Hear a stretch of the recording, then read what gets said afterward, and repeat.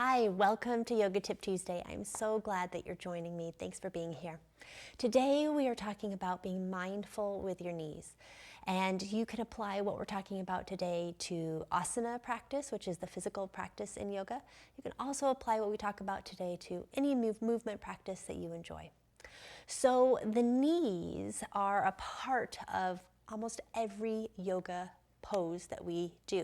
They're part of all of the movement we often practice. So how can we keep the knees safe? Because what can happen is we can put too much pressure on the knees. We can twist them and torque them in ways that they just do not enjoy. And when they get moved in that way, if there's extra pressure added to the knees or the knees are asked to do things that they're not meant to do, damage can be created. And the damage can be created over time. And what that looks like is the cartilage can be worn down and then arthritis takes up a home in the joint. So we don't want that to happen. We really want to prevent that as much as possible. So I'm going to show you some tips today, some things that you can practice when you are doing standing poses specifically, because that's when I most often see people locking their knees. And before we get there, I just want to share with you first, what does it mean to lock your knees? So that means that the knees do not have a bend in them at all. They are straight. You're fully extending in the knee joint, and all the pressure is on the knee joint itself versus the muscles. And then there's also hyperextending, which is going beyond a straight line, where you'll see that the knees are pressing back. It's not a straight line from the hips to the knees to the ankles. The knees are beyond the straight line, pressing back towards the heels in that direction. And that's putting a ton of pressure on the knees. So we're going to work on what you can do if that's a tendency in your body, is to be hyperextending in the knees or to lock your knees in any way. We're going to talk about what you can do to practice that. So you don't need any props today. We're just going to do a few poses standing. So when you're ready, join me standing up. Okay, thanks for joining me standing. We are going to begin just by noticing our own natural tendencies when we're standing, like what's happening with our knees. So just stand in any comfortable position here, and toes pointing straight ahead is helpful. And you're just going to rock back and forth and just begin to feel your feet on the earth. And just let your arms just relax down, and then just find your balance in the feet. And then just notice how you naturally stand. What happens in your legs when you stand? So do you press the knees back and extend or hyperextend, or lock or hyperextend your knees? And it's okay if that's your natural tendency, right? We're always learning about our bodies and how we can support ourselves better. So no worries. Do you bend the knees a little bit? Okay, so you're just noticing without judgment. And then we're just going to play with how can we bring a little bit more support into our body and support the knees overall. And what we're going to find through this is that what's going to be most beneficial in terms of consistent support for your knees is to add a little micro bend. And we're going to play with some other stuff as well. But just try that for now. Just a little micro bend in the knees. Just such a subtle, it's not a really deep bend like you're doing chair pose, but it's just subtly bending the knees. This micro bend is going to take the pressure off of the knee joint and bring it right into the legs. So notice in your mountain pose here how it feels to go from locking or hyperextending to a slight bend in your knees. So what that does is it turns on the muscles in your legs. And let's turn them on a little bit more now. So press down into the balls of your feet. So press down into the balls of both feet. Press down through into the floor. At the same time, get a sense of your arches, and you're going to lift the center of your arches up. It's very subtle. You're thinking about it, you're feeling it, you're connecting to your feet, and just having the sensation of the arches lifting up. And feel that the center of each arch is lifting up toward the center of your knee. So you're just engaging through the feet there.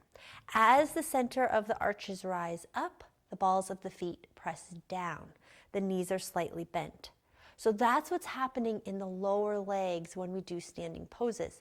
There's a lot to think about there, right? So when we're in a practice and there's a lot going on, there's a lot happening in the lower body to keep the knees safe. So you just hang on to one of these tips and practice them, and then bring another one in and another one in as you become more practiced and comfortable with this. The biggest thing is to keep a micro bend in the knees.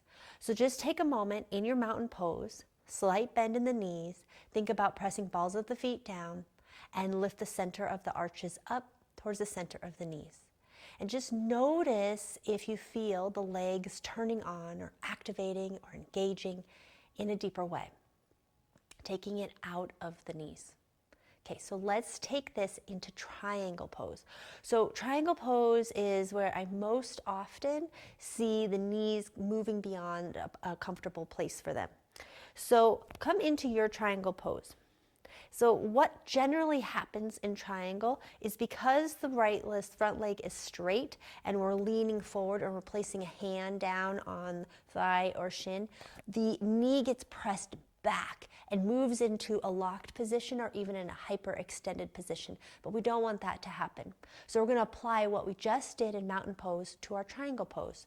So here you're going to press down through the ball of that right foot, you're going to lift the center of the right arch, and if nothing else, if you don't remember anything else, micro bend in the knee. That's what's happening. So keep the micro bend in the knee as you come into your triangle pose.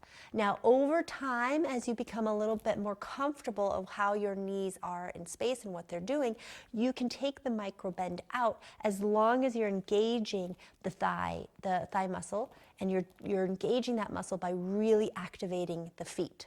Okay? So until you become really comfortable with that aspect, just keep a micro bend in the knee. The other thing to be aware of in triangle pose is to, if you're using your hand on your shin, is to not press the shin back and down, which will lock the knee. Your hand is simply resting on your shin.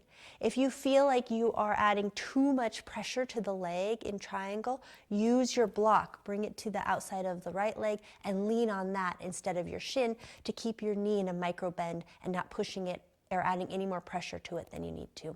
Okay, come on up. You can try that over to the other side. Left ball of the foot is pressing down, left arch is rising up. We've got a slight bend in the left knee, and you're coming into triangle pose.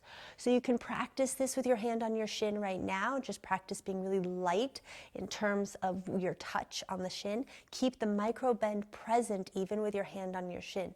If your knee wants to slide back into an hyperextended or locked position, definitely bring your hand to a block.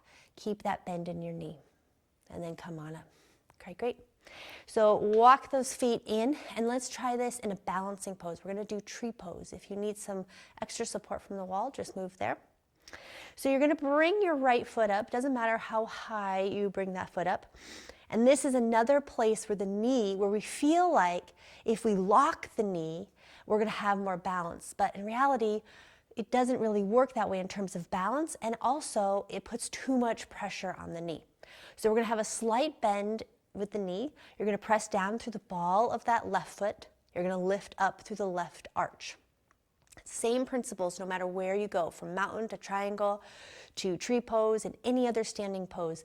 Micro bend in the knees, press the ball of the foot down, and the arch lifts up. Those are the three things to keep in mind. So you're doing that here. Slight bend in the knee, press down through the ball of that foot, lift up through the arch. Yes, that's it. And then again, other side. So again, if you're like, what am I doing with the arch? What am I doing with the ball of the foot? Most importantly, bend the knee. That's going to activate the leg muscles a bit more. And then you can work on the foot aspect. And that foot is sometimes a little bit fuzzy when we get into really thinking about what the arch is doing. So you just keep playing with it. Sometimes we just have to see it or visualize it first, and then just begin to feel what's happening on the foot and just imagine that arch is rising and the ball of the foot is pressing down. And over time, it'll become clearer and clearer and clearer. Just keep practicing. Good, and then bring both feet down. So come back to mountain pose. Feel your feet on the earth, slight bend in the knees, arms relaxed by your side. So to create more strength in your legs, That's what's really going to support your knees here, is having stronger muscles around the knee joint.